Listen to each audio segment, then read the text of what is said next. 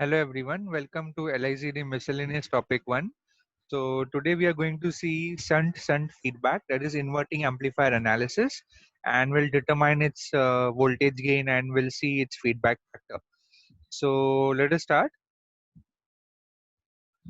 Okay, so this is my voltage shunt feedback amplifier. This is a very own inverting amplifier which we have analyzed before. So this is the configuration in the red. We have analyzed this circuit. We have drawn it in the way we want to use it on the left hand side, and we have already got this familiar equations, that is V out is equal to minus RF upon R1 into V in. We will be deriving this only but in a more intuitive way, and this is my configuration which confirms that it is a voltage shunt feedback amplifier. Here, as you can see, at the input side you have a current, and at the output side you have a voltage. So you have a voltage sampling and you have a shunt mixing. So that's the circuit. So let us start with the analysis. So this is my op-amp. We have a plus terminal up and a minus terminal down, surprisingly, over here. So we have interchanged the plus and minus terminals.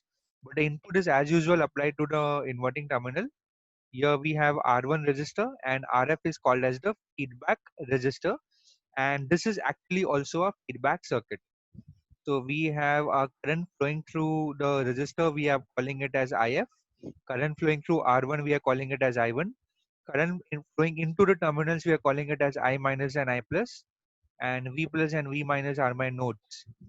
So our aim is now to derive the closed loop voltage gain, which is given by AVF, which will be V out upon V in. So that is the voltage gain with feedback, with negative feedback. So let us start the analysis.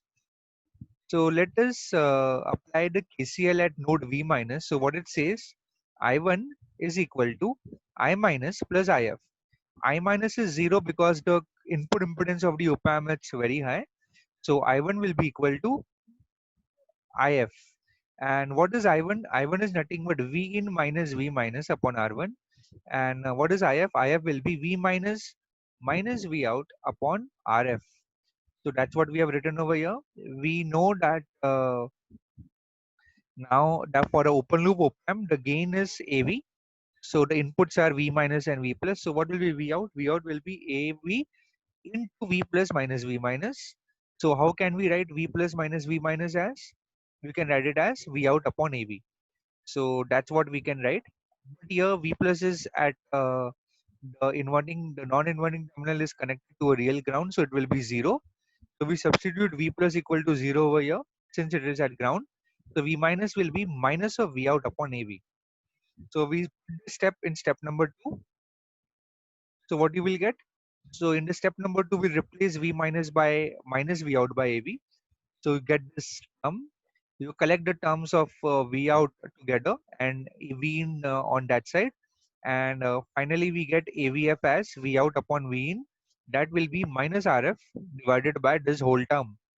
So what we do is we multiply the numerator and divide denominator by AV, gain AV. So finally we get this exact expression of voltage gain with feedback, that is given by AVF, which is equal to minus AV into RF upon R1 plus RF plus AV into R1. So this is the exact expression for my voltage gain with feedback. Now we do some more analysis. We'll divide the numerator and denominator by R1 plus RF. So when we do that, we can get this term, that is AVF is equal to minus AV times RF upon R1 plus RF divided by 1 plus AV times R1 upon R1 plus RF. So we can denote these terms as follows. AVF will be minus AV times T divided by 1 plus AV times K. Now here T is called as a voltage attenuation factor, and which is given by the formula RF upon R1 plus RF, and K is nothing but by K or beta. Basically, it's my gain of the feedback network, or we can call it as a feedback for a fraction, and it is given by the formula R1 upon R1 plus RF. Okay, so we recall a step number 5. In step number 5, we can assume that gain AV it's pretty high. For 741, it's around 10 raised to 5. So we can say that AV into R1 is much greater than this combination of two series resistance, that is R1 and RF. So we can approximate this term, and in the denominator we'll just write AV into R1. So if we do that, the AV gets cancelled out, and approximate expression of AVF is minus RF upon R1. It is as predicted earlier. So earlier also we have got a similar expression at the start, but now we have derived it systematically. So the negative side indicates that the input and output voltages are out of phase with each other, and that's a sample input and output waveform. You have an input which is smaller, and the output is decided by the gain is decided by the external components, that is R1 and RF. So these are my expected input output waveforms for a inverting amplifier, and this completes my derivation for the closed loop voltage gain, and we have also determined the gain of the feedback network. So that's it for today's lecture. We have seen the voltage shunt feedback amplifier, that is the inverting amplifier, closed loop voltage gain derivation. Next time we'll start with some other topic. Until then, have a good day and thank you.